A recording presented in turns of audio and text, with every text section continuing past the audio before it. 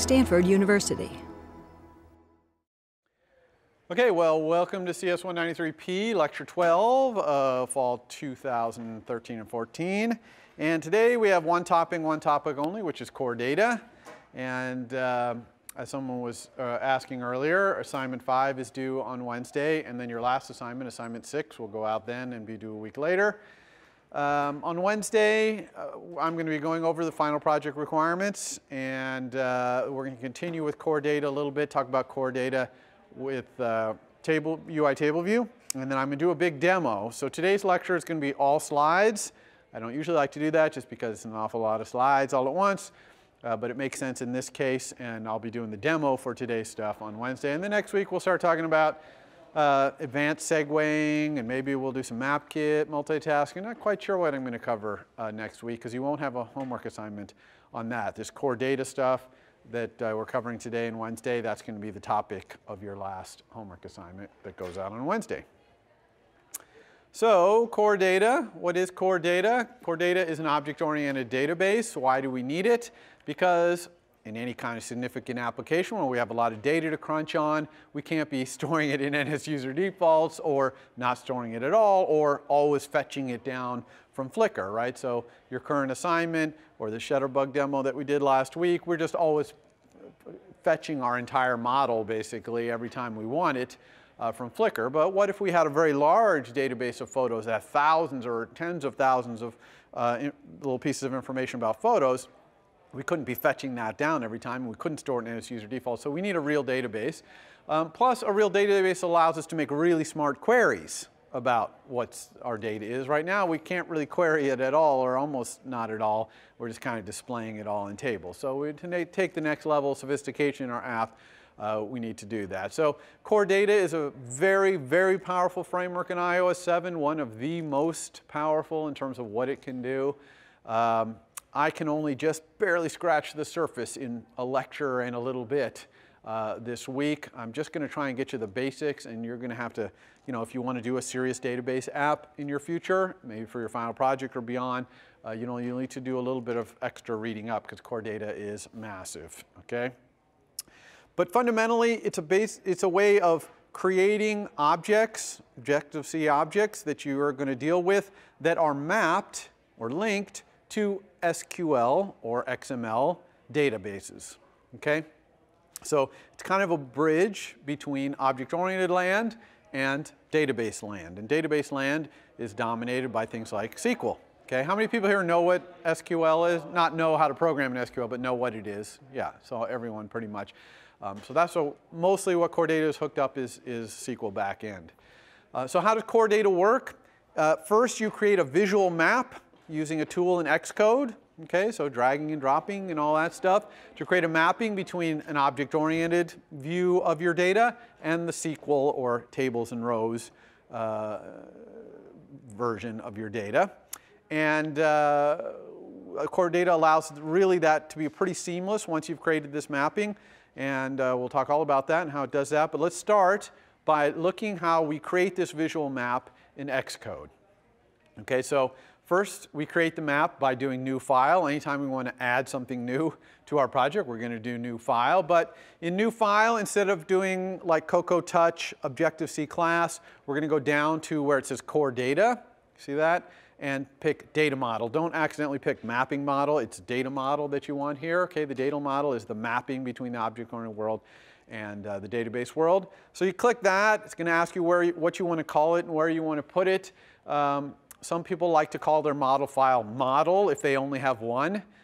Some people like to name it the name of the application. So like if last week, if we were doing core data, we might have called it Shutterbug, the name or thing. Sometimes you might have multiple mappings, and it is totally possible. And in a big application, you might well have multiple databases, multiple mappings, and so you would have multiple files. So you want to pick names for your mappings that kind of correspond to what their purpose is inside your application. So, but here we're going to take the default, which is just model. And you can see that it creates this new file. If you look over in the navigator over there, model.xc data model D, okay? And this is our mapping, our visual mapping file. And you can see here that it has some components and we're going to talk about most of them. The components are entities, attributes, relationships, and fetched properties. Okay? So entities are kind of like objects. They're going to map to our objects. In the database world, they're tables. Okay? Attributes are kind of like the columns in a table in a database. In our object-oriented world, they're going to be properties on objects. Okay? Relationships are also properties on objects, but they are pointers to other objects in the database, okay, or pointers to a bunch of other objects. Okay, so these would be kind of like joins between tables in a database sense. Fetch properties are kind of a calculated way to have a pointer to some other properties. I just have to cut something for time, so we're not going to talk about fetch properties. They're really not that complicated. Once you understand how fetching works, much later in this lecture, then you'll kind of get the idea, oh, I can see how maybe fetch properties would work, and then you can read the documentation and figure it out. So that's what the data model consists of: entities, attributes, relationships. That's what we're going to talk about. For our example today, let's say we had a Shutterbug-like application that had photos and photographers. Okay? So your homework is going to be more places and photos. Our demo here, and the demo I do on Wednesday, and the slides are going to be photos and photographers. So those are the two things that are going to be in our database, photos and photographers. So let's create an entity for the photos. So we click Add Entity down there at the bottom. We get this entity. I'm going to change the name from entity to photo. So this is going to be my photo object in the database. And then I can add attributes to my photo object by clicking on that little plus underneath where it says attributes there. And when I add one, it adds one called attribute. I'm going to change the name of that to title. So photos have a title, so I'm going to put a title in there. And you notice as I do this, I get an error, a little red error warning up there. Why is that? That's because the type of my title is undefined. You see where it says type undefined next to title there? So that's not allowed. You have to specify the type of all the properties in your database. And so you just click on that undefined. I'm going to set this one to be a string. The title obviously is a string. Now, what can some of these things be besides strings? Well, they can be numbers, either integers or floating point numbers. Those are all represented in the database as, in your object world rather, as NS numbers. Okay? All your properties, in fact, all the attributes in your objects in the database, all their properties are going to be objects of some sort. So NS string objects if they're strings, NS numbers if they're integers, floats, or doubles, or booleans, NS dates if they're dates, NS datas if they're binary data, that's the second to the bottom. And then transformable is kind of an interesting one. Those will be NS data objects, but you'll provide a little transformable object that will convert them to some other type, like even a C struct or something like that. And we're not going to talk about transformables, but it is possible to store really any data type in the database as long as you provide a transformation object that will convert them back and forth between an NS data. Okay, so here title is a simple one. It's a string. I'm going to add a whole bunch of other attributes here that you can kind of look. It's no more error there right now that I said it is strings, no more error. If I add a whole bunch more, you can see I've added an upload date that I got from Flickr, so that's a date.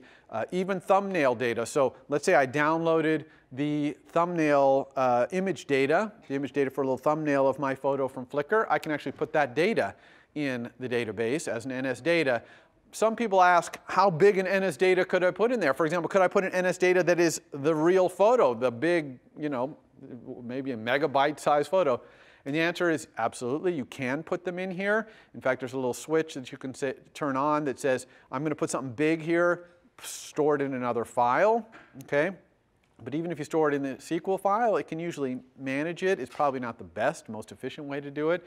But yes, you can store big data blobs in core data as well.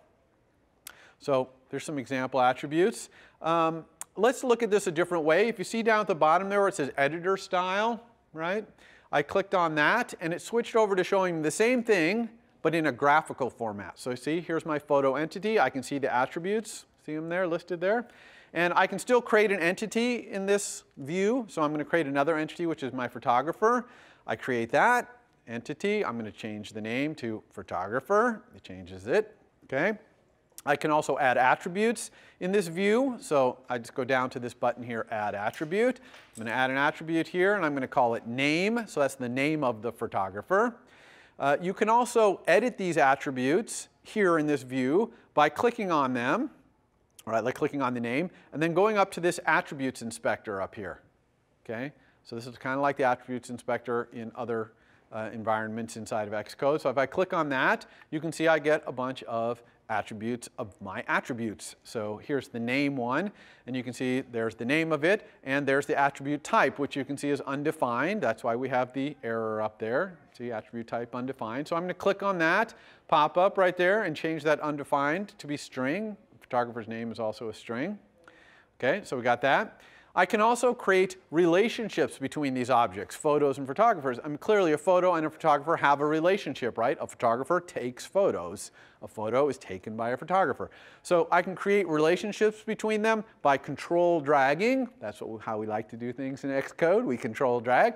So I'm going to control drag between the photo and the photographer, and it's going to create this new relationship between them. Now, the relationship will have a different name on each side. On the photo side, we're going to call this relationship who took, because this relationship is for the photo, who took it. And on the photographer side, we're going to call it photos, because a photographer can take multiple photos, so we'll call it photos. Okay? So this is the same relationship, but it's going to have a property on each of these two objects, photos and photographers, that's a little different. Now, notice that from a photographer's standpoint, this relationship is not just a one-to-one, because a photographer can take multiple photos. And you can see that in the inspector for photos on photographer, there's a type that says to-one. Okay, that means it's a one-to-one relationship. I can actually change that to too many. And when I do that, you're going to see that I get a double arrowhead on that side of the pointer there that's saying a photographer can have multiple photos. Now, we talked about how title is a string and upload date is a date. What type is who took and photos? What type are those? Because they're just properties as well of these objects, but what's their type? And it turns out that something like photos, which is a too many, is an NS set. Okay? That's just going to be its type. Just like title is an NS string, photos is an NS set. What about who took? Who took turns out to be an NS managed object star. So it's a pointer to an NS managed object. NS managed object is the superclass for all objects in the database. Okay, so a photo is going to be an NS managed object, a photographer is going to be an NS managed object. In our Objective-C code, they're all going to be NS managed objects. So, of course, the who took pointer, which is a pointer to a photographer, is going to be an NS managed object star. And we're going to see how we can subclass NS managed object to add all these properties and all this stuff, and then it would be a photographer star, but that's what who took is. It's kind of exactly what you would expect. It's a pointer to an object, which is that other object. Okay? This little delete rule right there, I'm not going to go into detail about this, but the delete rule specifies what to do to who took. Okay, this is the delete rule for photos. You see I'm inspecting photos there. This is the delete rule that says, if I delete a photographer, what happens to who took? Okay? Because who took was pointing to this photographer, and if I delete that photographer from the database, and the answer here, this delete rule is nullify, which means who took would be set to nil. Okay? But there are other rules, for example, cascade, which means delete, when you delete the photographer, delete every single photo that it points to, right? Cascade the delete throughout the database. So you really want to know what you're doing here. The safest one is usually nullify, set things to nil, but if your database doesn't make sense if a pointer points to nil, you might need more complicated delete rules there, but in your homework you won't need anything more complicated than that.